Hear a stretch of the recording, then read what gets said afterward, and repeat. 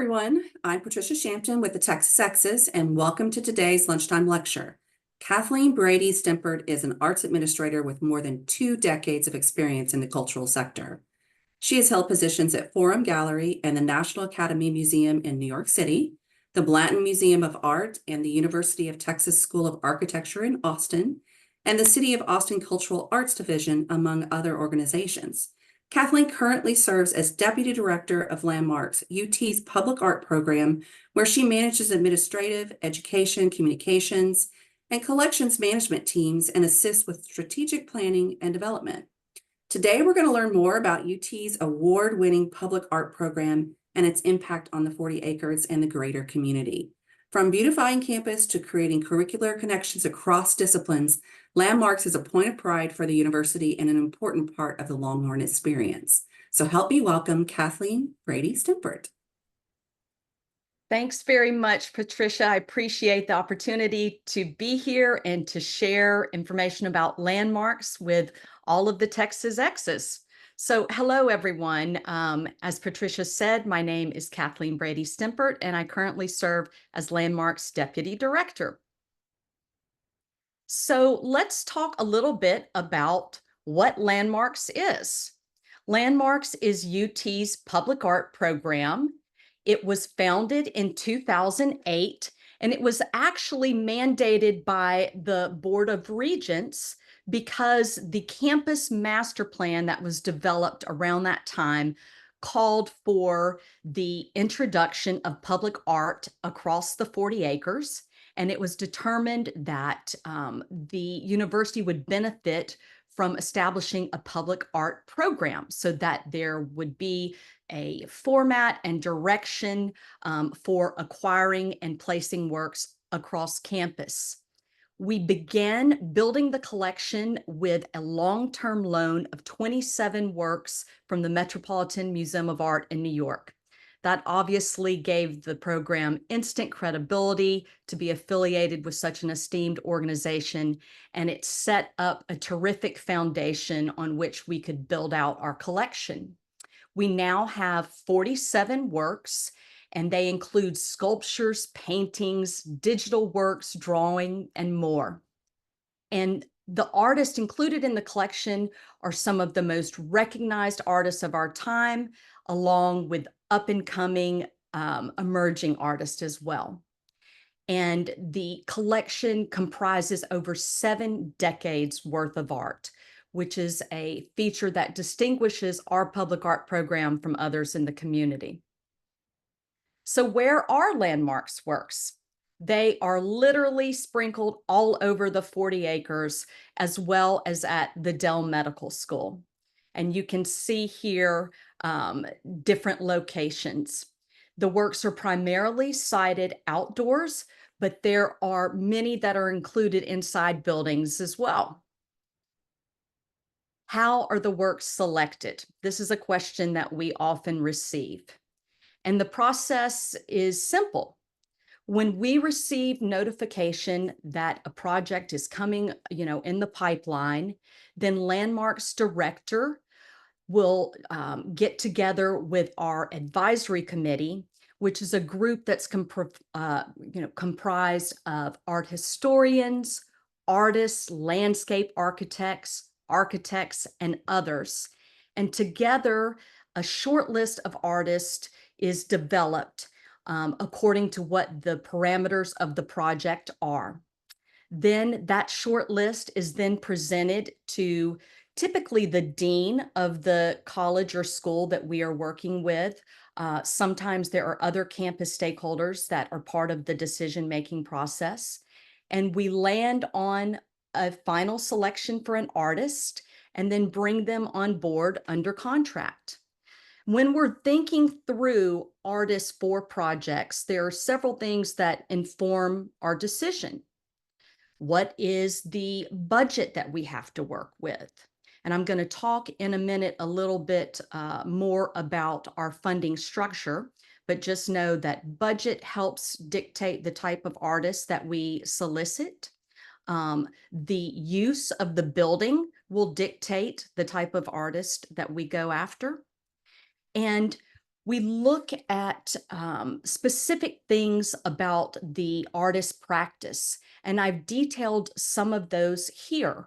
We want to make sure that the artist has a worthy reputation, that the work that we hope to get from them will, fit nicely into the collection and create a through line with other works. We look at the feasibility of the installation and its cost. We look at how easy or not it will be to care for the work.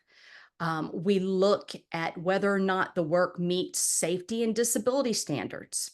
And there are many other factors that go into that decision. How are the works funded?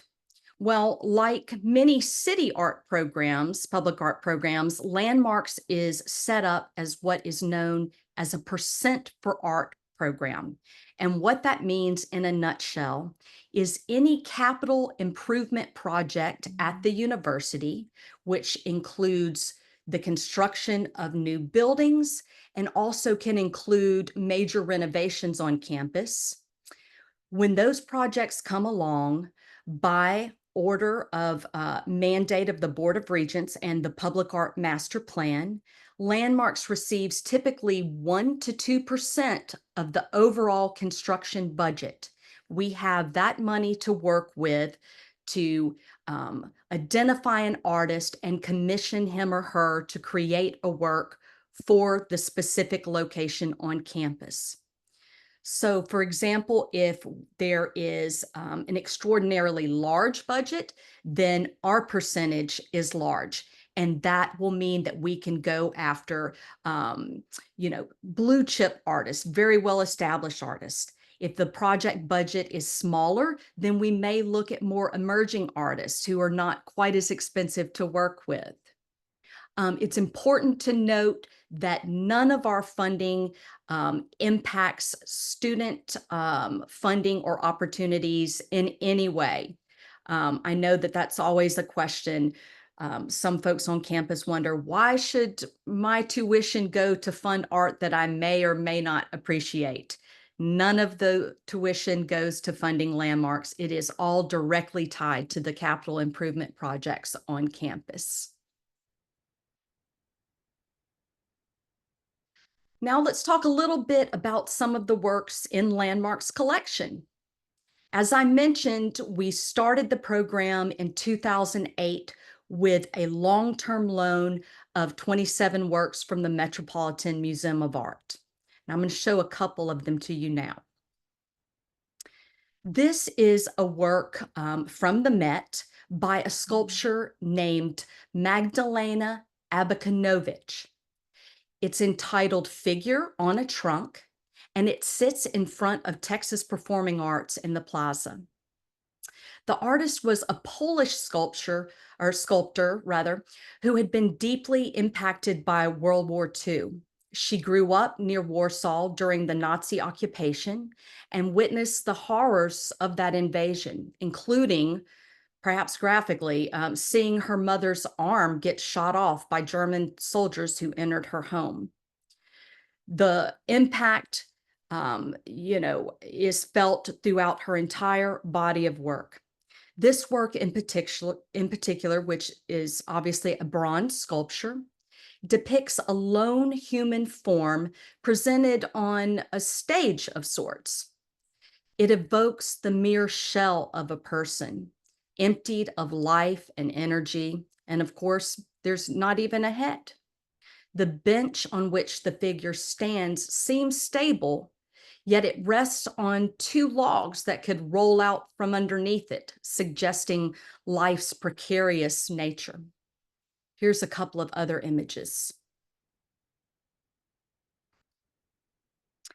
This is another work from the Metropolitan.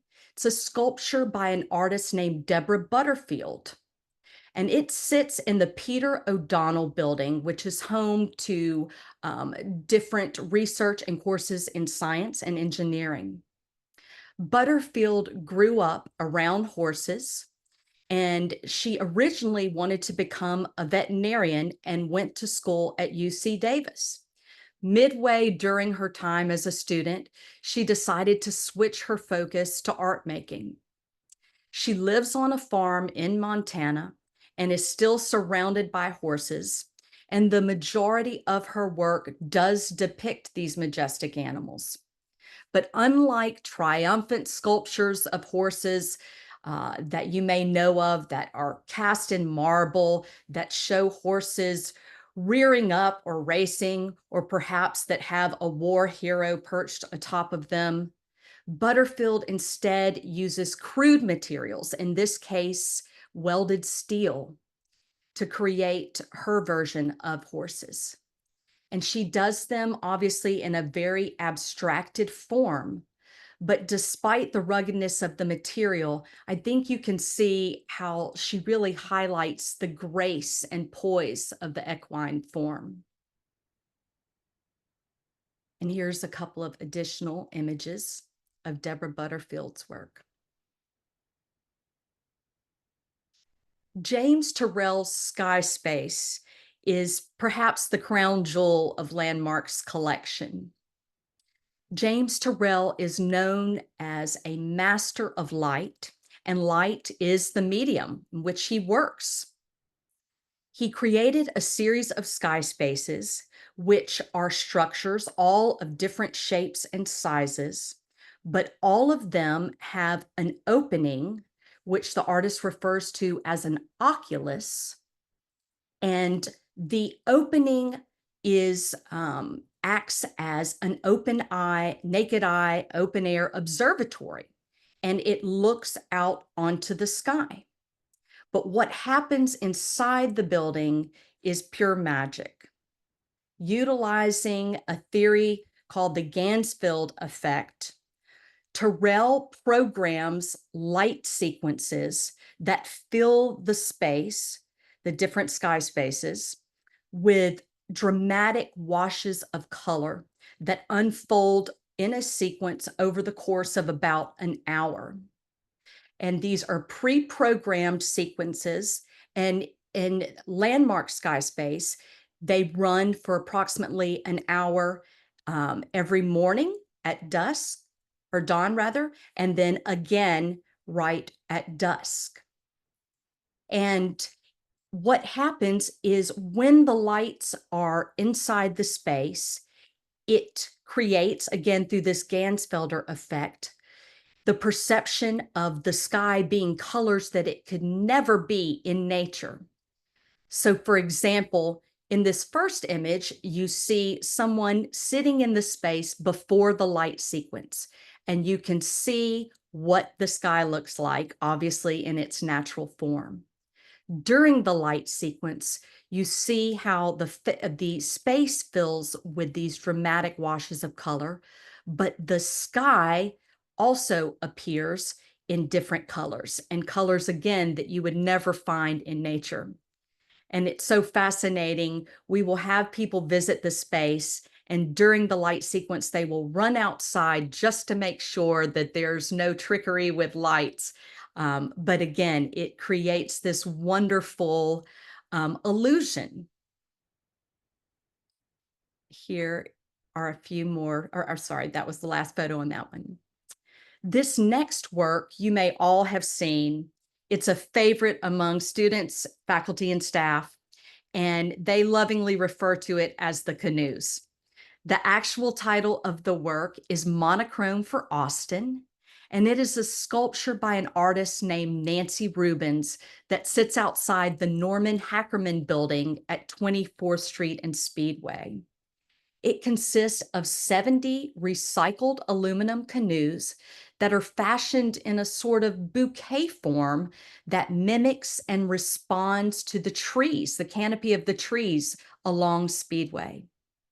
The artist has made these large-scale sculptures out of trailer homes, water heaters, even fighter jet wings and other materials, and she tethers them together, and they are suspended with steel cables.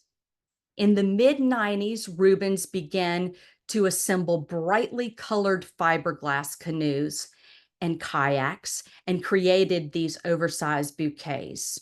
She began the monochrome series, in 2010. And those are comprised of boats and other materials without color, thus the name monochrome.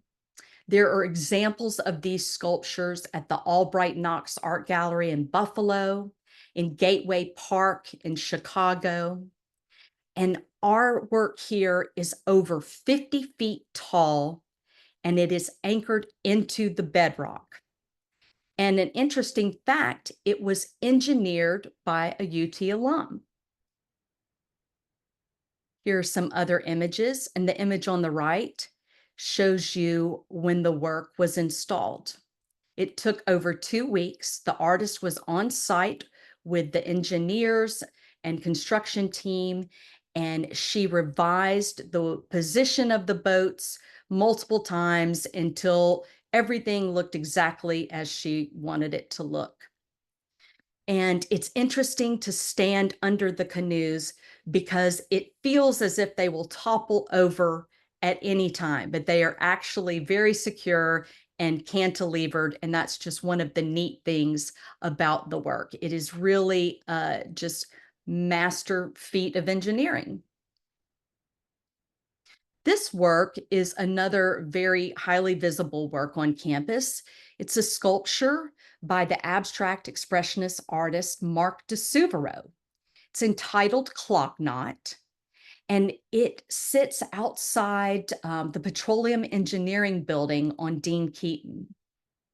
De Suvero worked in construction in New York in the 1950s and would take discarded materials from the job site to create small-scale sculptures. Eventually, he translated that practice into using cranes to create massive sculptures on a large scale. This one is actually created of steel I-beams that have been powder coated and painted. De Suvero was very interested in taking sculpture out of the museum, off of a pedestal, and putting it in the public sphere so that it was accessible to everyone. And he really encourages people to see his works from all sides, to walk around them, to see how the composition changes when you're underneath them or when you're looking at them from different angles. And this work is called Clock Knot, K-N-O-T, and it's really a play on words because one might see a knot in the center of the sculpture. One might see a clock with the different arms of the sculpture. And some have even likened it to a dancer. There's another detail. Landmarks also has works by digital artists in the collection. And this work is by an artist named Ben Rubens, who's really considered one of the pioneers of contemporary new media art. It's located on the Walter Cronkite Plaza at the Moody College of Communications. And it's entitled, "And That's the Way It Is." And what you're looking at here is text that is projected at night on the facade of one of the communications buildings. And what you are seeing are snippets of text that are pulled from live cable news that runs each evening, and they are intermingled with archival text from transcripts of Walter Cronkite's evening news broadcast. Software that the artist created scans the text and scans both the live news broadcast and the transcripts from Cronkite's historical news broadcasts and weaves them together in an animated way. So it creates this very interesting juxtaposition of old and new. And it's very fascinating to see how the topics from decades ago sometime mirror topics that are still being talked about in contemporary society. And I'm going to play you a short video sequence.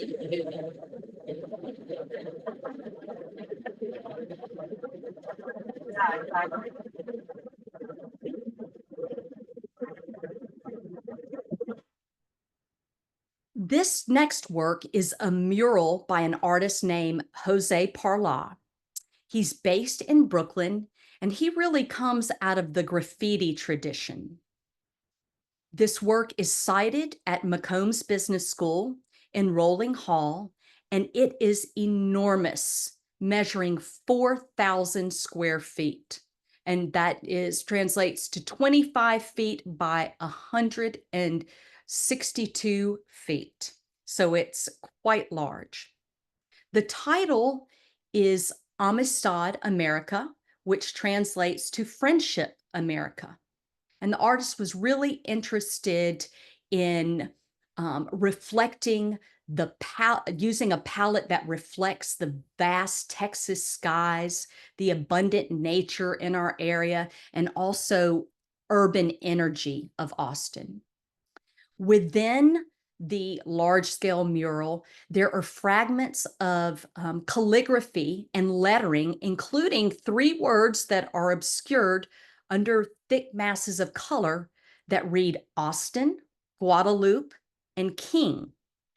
And these locate the mural physically at the intersection of Austin's Guadalupe Street and MLK Boulevard, but also acknowledge in a symbolic way Austin and Texas's place in the history of Latinx art, history, and culture. Of course, the Amistad was a 19th century Spanish trading ship that plied the Caribbean. And in 1839, its African slaves famously mutinied, eventually reestablishing their liberty. And Parla wanted to pay tribute to that as well. Here's another image, and it shows you the work next to escalators to give you another sense of how large it is. And here is an image of Jose Parla in a lift actually painting part of the mural.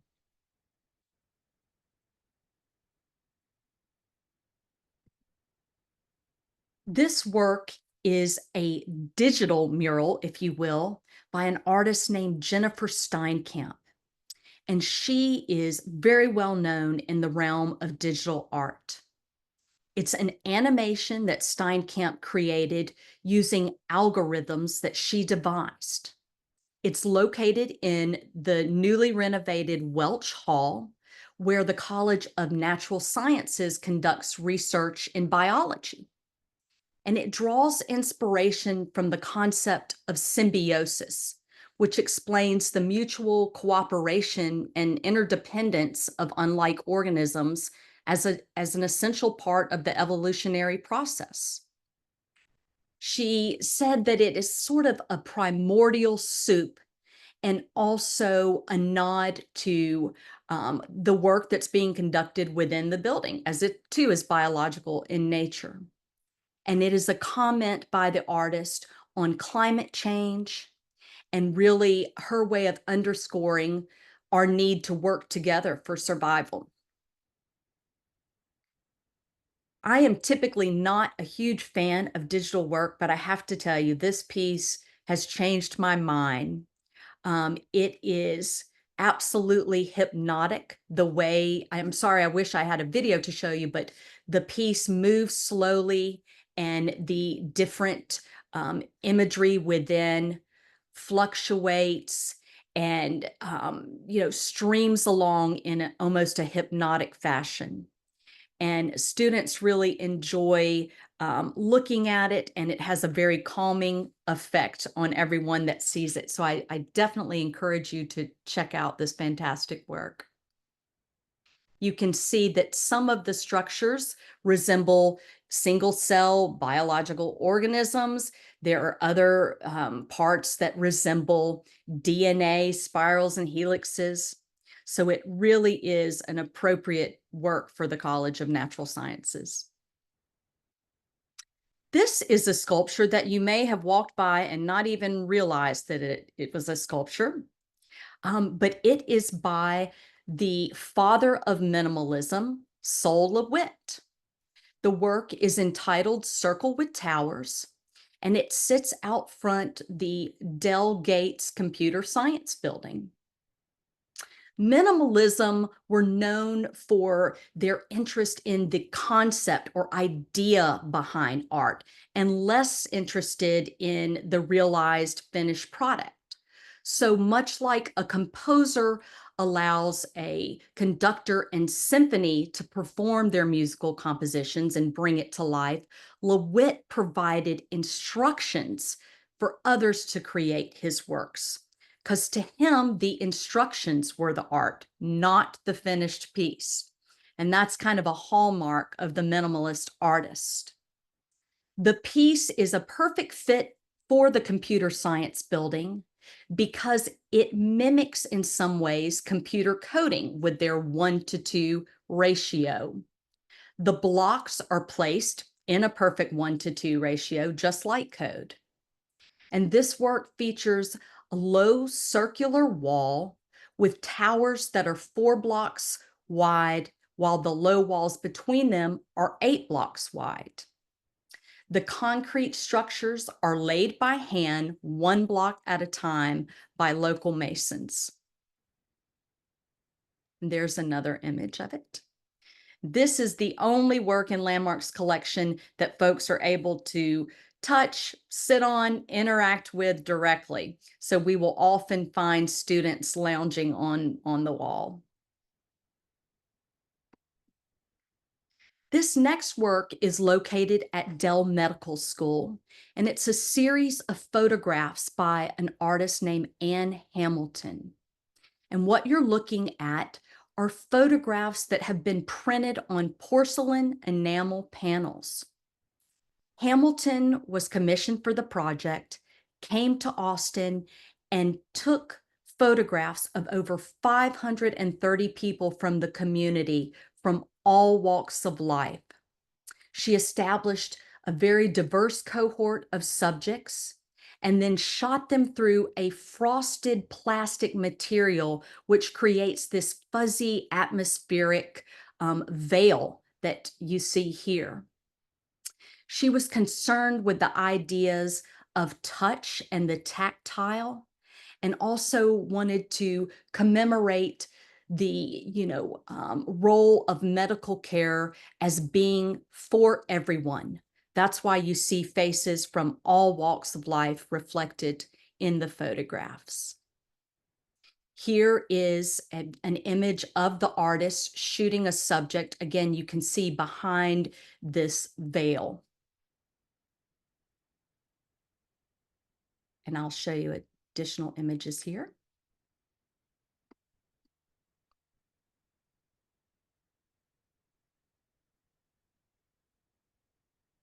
This is a work by an artist named Simone Lee.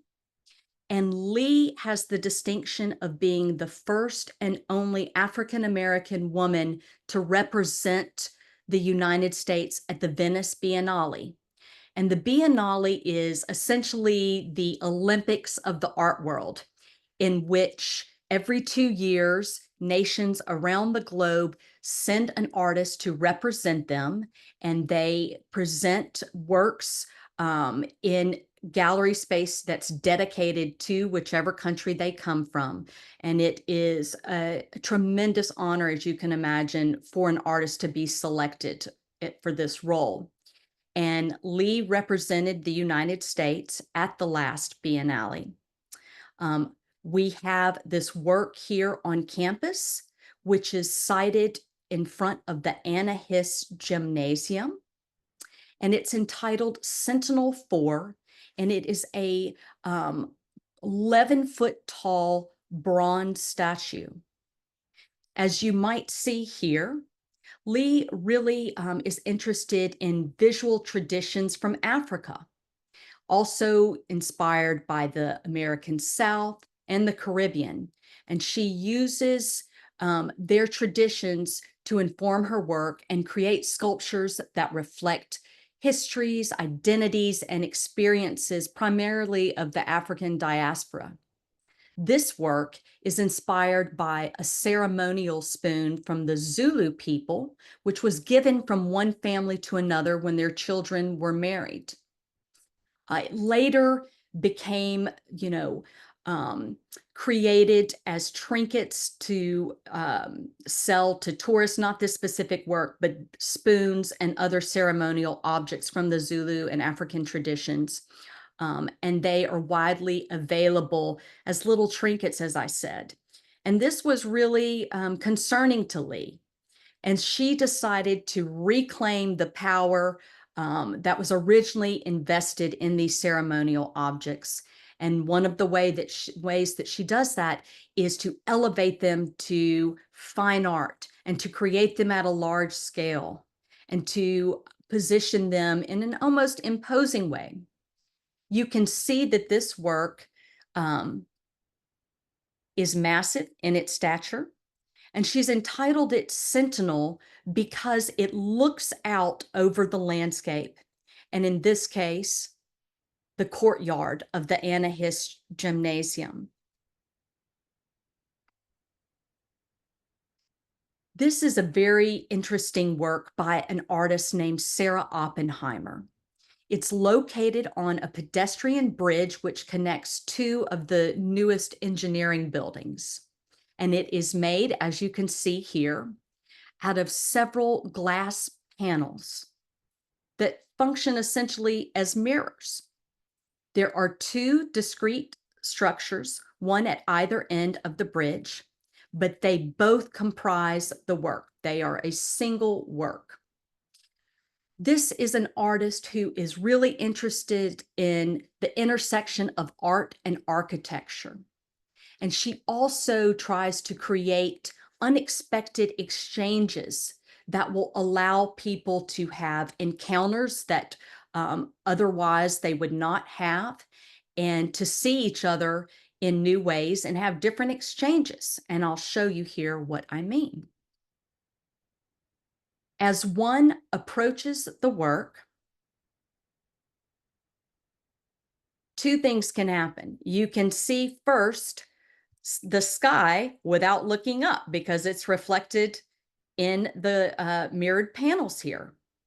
But the really neat thing about the work is that each of the structures has an opening which functions very much like a periscope. And that enables people on the bridge to see those below the bridge at a vantage point and sight line that they normally would not be able to and should not be able to. Again, because of this periscope effect, you can see people from many, many feet away. And what that does is creates this surprise. You're walking on the bridge and boom, all of a sudden you're looking at the work and you see someone and they appear from nowhere and they can see you, which creates this exchange. This work required obviously close coordination with construction teams and engineers because one of the structures, as you can see, both of them intersect the bridge. The panel on the right that you see here does so in a very dramatic fashion. You can see how it literally goes through the surface of the bridge. Another thing I wanted to mention is Landmarks has a program of video art. And that is really unique for a public art program, but we wanted to let students know that public art can take many different shapes and forms and can even be video art. So every month we screen a different video in a viewing station inside the art building on campus at 23rd and San Jacinto. And it has included videos from many different types of artists that work on all different types of themes and explore all different uses of the material and video. Now I'd like to give you a little bit of information about some of the many public programs that Landmarks offers. We offer monthly tours, which are typically held on Sunday mornings around 11. And once per year, we offer an annual dog walk, and that typically happens each October. We also offer a bike ride tour of select works in the collection, and that typically happens in April. And all of our tours, as well as all of our public programs, are free. One of the best loved programs that Landmarks offers is called Songs in the Sky Space. As you can see here, it is hosted inside the Terrell Sky Space that I talked to you about earlier. And what we do is we invite different performers from across musical genres to perform in the space against the dramatic backdrop of the light sequence. And what you are seeing here is a group called Lola, which stands for Local Opera, Local Artist. And they sing opera, obviously, but we have had Tejano singers. We have had classical guitarists. We have had electronic musicians inside the space. And we created the series as a new way to experience art and to really cater to Austin's love of music. Another music program is called Sound and Sculpture, and it's a collaboration with Texas Performing Arts and the Butler School of Music. At the start of each year, we work with them to identify young students in the music composition department to pick a work in our collection and create an original composition inspired by that work. And then at the end of the year, typically in April or May, we will host a concert on site in front of the work that's been chosen, and they will do a premiere of their compositions. And it creates this wonderful synergy between art and music and is a really cool and unique way to experience the collection. Another music program that we have is called Listening with Landmarks. We started this program 5 years ago, and what we do is we invite different musicians or music personalities that are, popular in Austin, and we ask them to pick their favorite work in the collection and create a playlist of songs in response to it. And we have had everyone, as you can see here, from Kelly Willis to Britt Daniel, who's the lead singer of Spoon. We have had Peter Bay, who is the conductor of Austin Symphony Orchestra, and the list goes on and on. And it is a wonderful way to consider the collection in a new light. But it also enables Landmarks to connect to new audiences because the musicians that contribute playlists share it broadly with their followers. And so we get to connect to new folks through the program. We have a program that we started 2 years ago that is wildly popular with students, as you might imagine. It's called Pause for Public Art. And once a year, we bring several petting zoos to campus and station them in front of different works in the collection. We time this to coincide with finals because we know that engaging with art and engaging with animals offers stress relief. And so we wanted to provide students with an activity that would help alleviate some of their anxiety around finals. And so we allow them to come and cuddle the animals, but we also use that as an opportunity to teach them about the artwork where the petting zoos are stationed. Another wellness series that we have is conducted inside the Sky Space, and it is a series of sound bath installations. And there is a woman by the name of Sonic Starchild who brings gongs and chimes and other instruments into the space and creates an immersive sound bath that is, good for alleviating stress and just really provides a wonderful experience.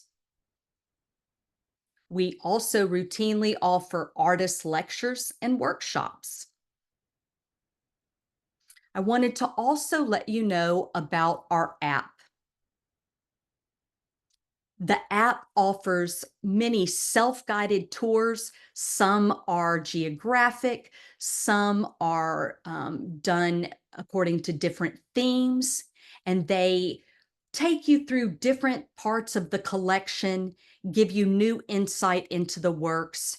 You can find videos featuring conversations with the artists speaking about their work. You can hear rather, some musical playlists that the works have inspired, and learn much more about them through the app. Now, I also wanted to share what opportunities Landmarks has specifically for students. There are three main programs. We have a docent cohort, which is comprised primarily of students, but also of community members. And we train them to give tours to the public of the collection. We also have a wonderful program called Landmarks Preservation Guild, and we train students who have aspirations of one day working as a conservator or working in a conservation department.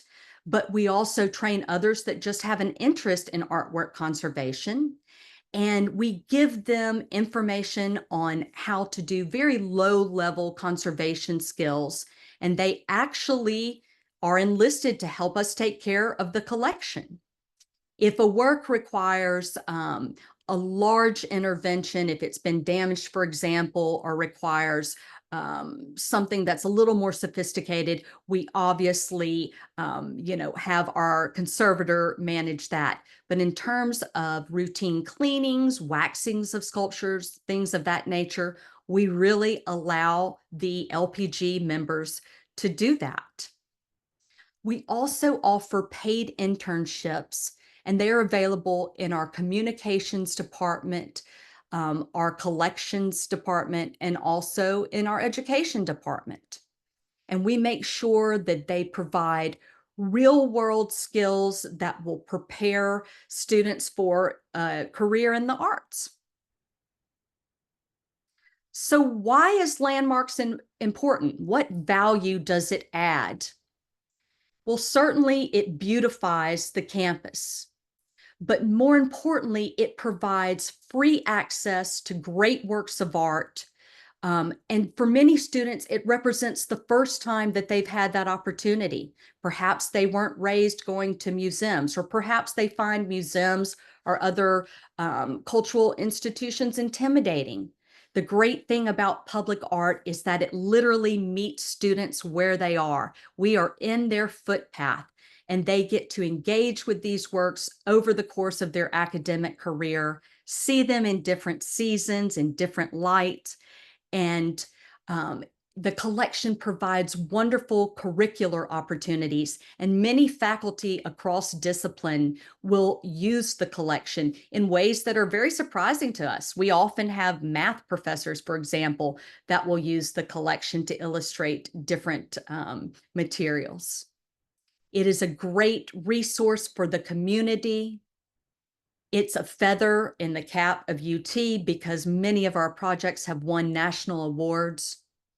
And perhaps most significantly, there's real societal and health benefits for engaging with art. We know that it fosters empathy, it fosters collaboration and connection. We know that it can even lower cortisol, hone observational skills, and the list goes on and on. So for that reason alone, it's a wonderful asset for us to have here on campus. I know that I've covered quite a bit of information, but I'd be very happy to answer any questions you may have about landmarks. And I also encourage you to connect with us. You can find here our website, which is simply landmarksut.org, and our handle on social media is @landmarksut. You can also sign up for our monthly online newsletter, and you can do that on our website. So I hope that you will seek out more information on landmarks and attend some of our public programs and tours. And thank you very much for your attention. Thank you so much. That was wonderful. We've got a lot of questions coming in, very specific. So I'm going to jump right into that. So the first question is, and just let us know if you don't know the answer. We can kind of Google this ourselves, but I thought you might know off the top of your head. How often does Oppenheimer's piece have to be cleaned? Was one.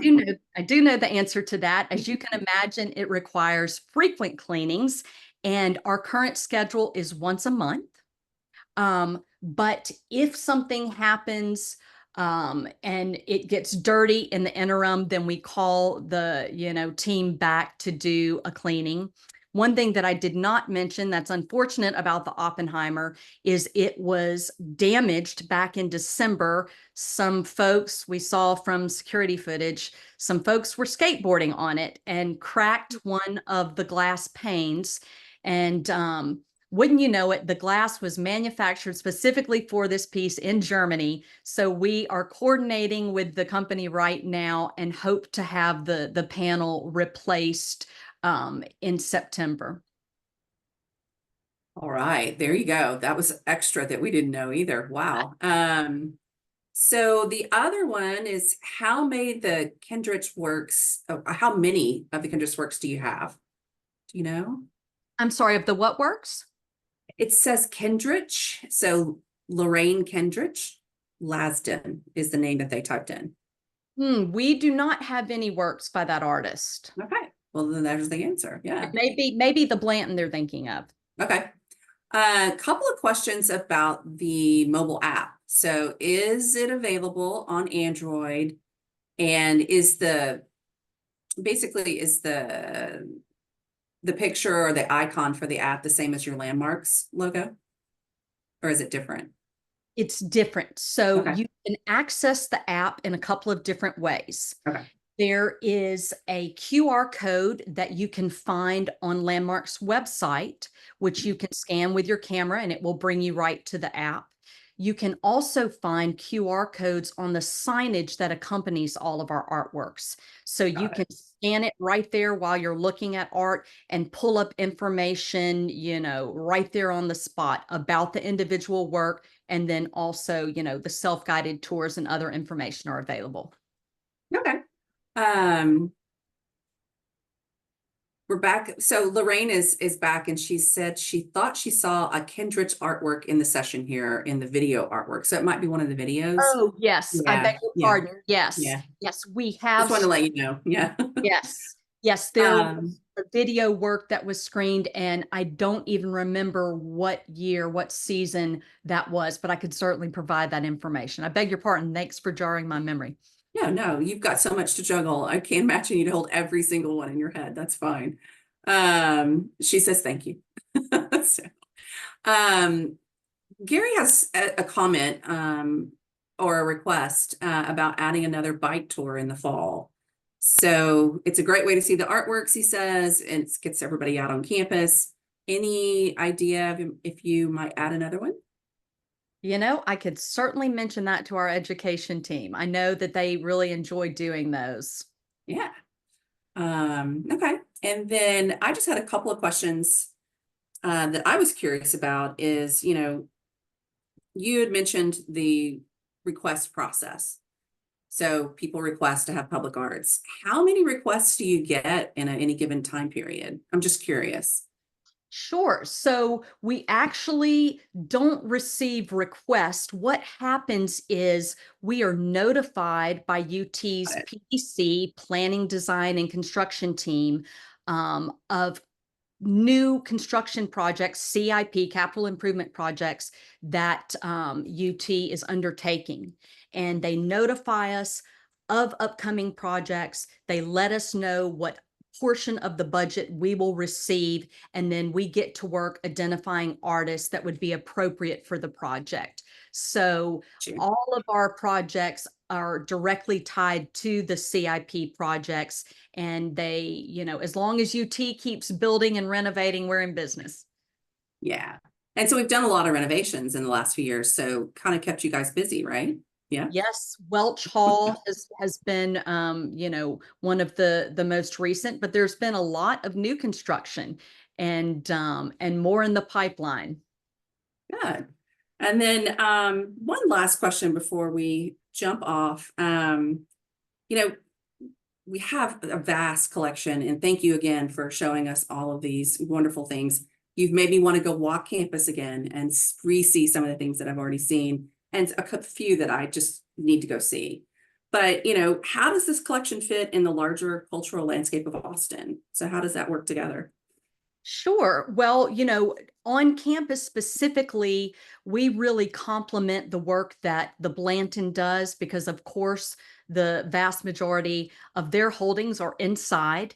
And so we have some of the same artists in our collection, but it's great because we have public works by the artists and they have works that are cited, obviously, indoors. And then in the broader community, there are two key public art collections outside of landmarks. One is at the Contemporary Austin. Their Laguna Gloria location has a small sculpture garden. And there's another program, it's the City of Austin's Art in Public Places program. And like landmarks, it's set up as a percent for art program tied to capital improvement projects. But the difference is that both the city's collection and the collection of the Contemporary focus exclusively on contemporary art. And Landmarks offers over 7 decades. So we really provide an overarching narrative and really tell the history of American public art. Well, that's lovely.